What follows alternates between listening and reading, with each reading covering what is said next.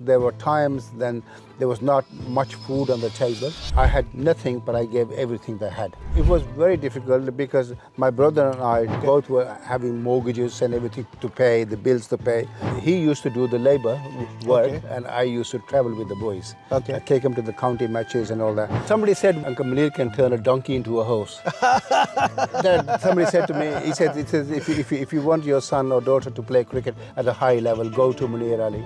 I remember one game, he came in number 3 caddy. I saw Shoaib Akhtar running in from one end and Hamasal running in from other end. That will stick in my mind forever. We were talking and he said to me one day that if I ever make it, I'm going to make sure that all my family is financially secure.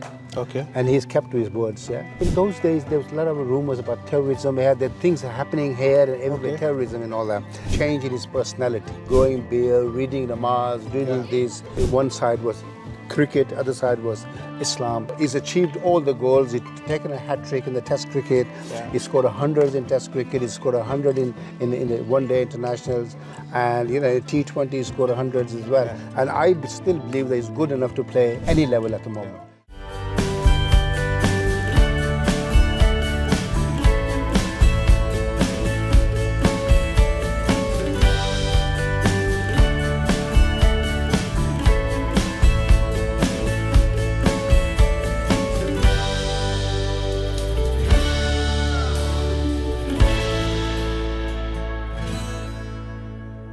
A very special guest today on TOI Sports YouTube channel. It's none other than Mr. Munir Ali, father of England cricketer Moeen Ali.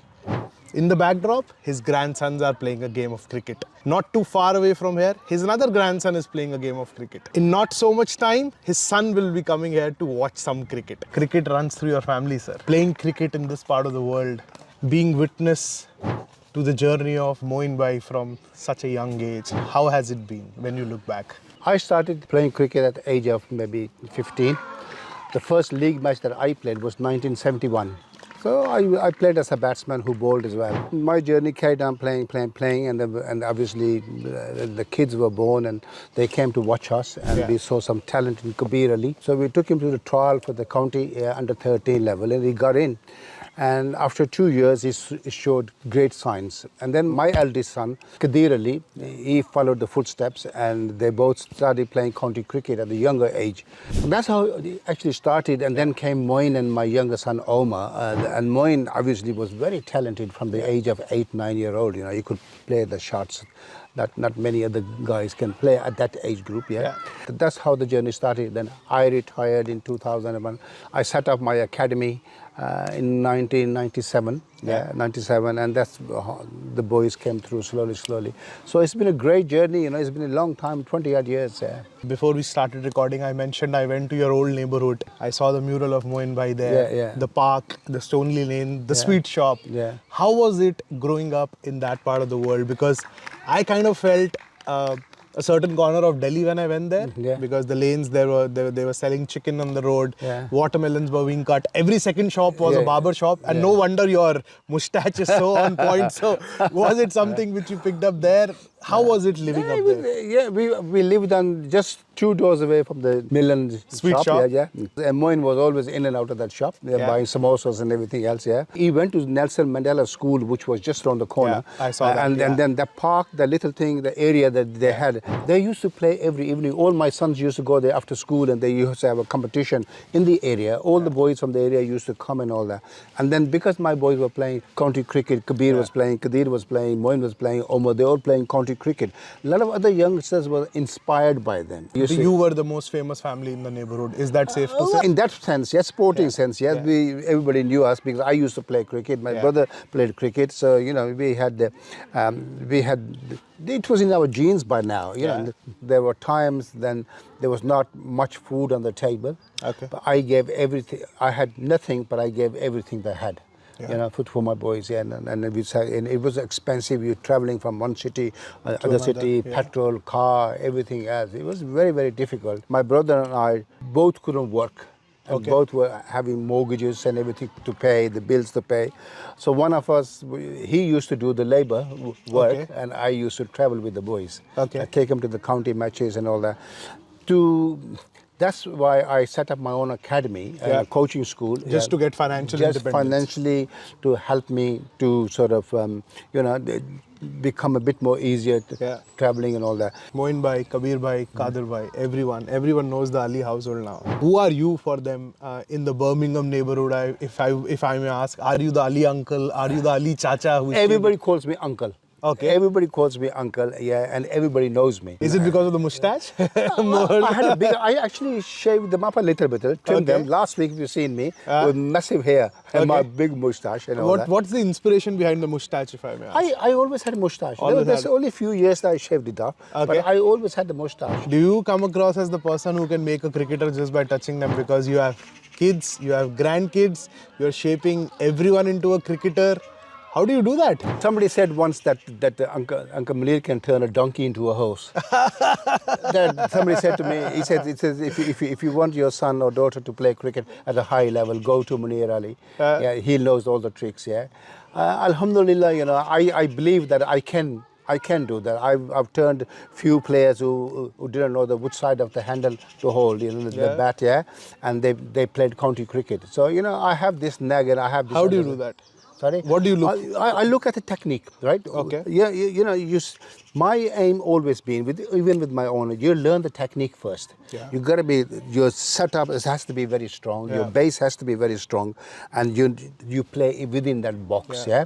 I remember one game, we had Shoaib Akhtar coming from, he was playing for Worcestershire in the first team, and they were playing against Durham or somebody, and they had Harmison playing as well. So Proper attack. Yeah. So he came in number 3 caddy, and I was there watching. I was more nervous than him because I saw Shoaib Akhtar running in from one end and Harmison running in from other end.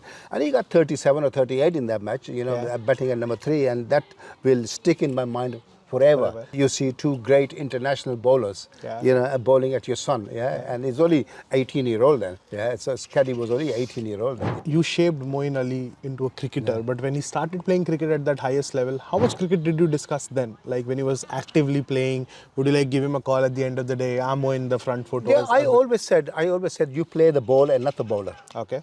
That was my key with the batters. Even now, I'll talk to you about Ishaq Muhammad, grandson, who just signed a 4-year contract at Worcestershire, and he's playing against India under 19s. He's the opening batter. He's the opening batter, We've modeled him on Moeen Ali, the way Moeen plays, Left-hander, opening batsman, same. I mean, Moeen, I have modeled him with Moeen. And 3 years ago, when I said that he's the next Moeen Ali coming through in our family, and people didn't believe me.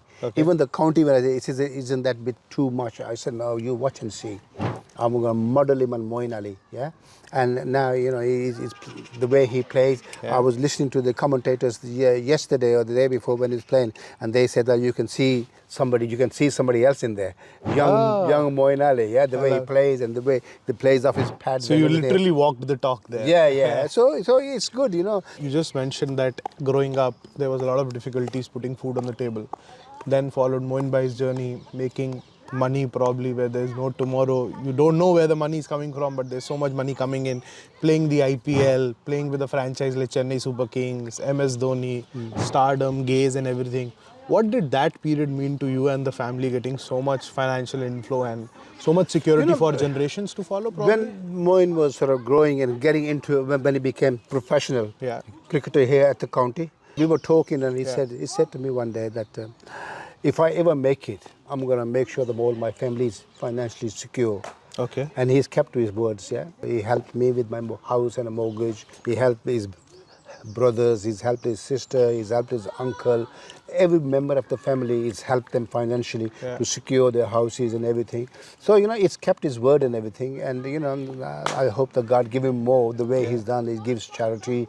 One very curious question, you really love your moustache, but Moeen Bhai always carried the beard. So where did that come from? Like, what was his thought process behind? Was it some sort of a religious belief when he was 16, 17-year-old, he met a gentleman called Wali. His name was Wali Muhammad, Okay. He was from the West Indian, turned into Muslim, converted to Islam, They started talking, and then Moeen started talking, and he started talking about Islam and all that, his conversion and all that. And slowly learned, because he was converted, he learned Islam by reading and understanding. What Moeen did was he learned it and he tried to do the translation and understand. And then he started reading namaz and everything, conversion. Now, that was a little bit difficult for me in a way. Why?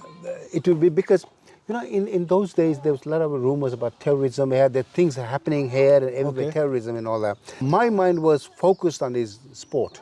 Okay. Cricket development, everything. Now, all the time being busy. One side was cricket, other side was Islam, you know, the religion and his belief. And what changed was he was becoming an honest person, truth person. I was feeling something different, but he wasn't. Okay, he was in a good space. He was getting better and better and better. Okay. He was playing now his game sort of was lifting. Okay. When he went to India and he was playing in India in a test match and he was over 90, he was on 99. Yeah. And in the next morning, one of the journalists asked him a question. He said, how was your night last night? Did you have a restless night, you know, thinking about that one run? Yeah. He said, never even thought about it. If he comes, otherwise I'm happy with 99 that I already got. I remember that he had a very good season and he didn't get picked, right? And they interviewed him, somebody interviewed him. Well, how do you feel, you know, you've done so much here and you score runs and everything. And all the media saying that you should have been picked, but how do you feel about not being picked? And his answer was, there are better players than me outside there, so they deserve to be picked before me. Now, as a journalist, you wouldn't know what to say next. Yeah, that period where he decided that it's time, that I've played my part, it's time to move on. And then came that message from Ben Stokes regarding playing the Ashes.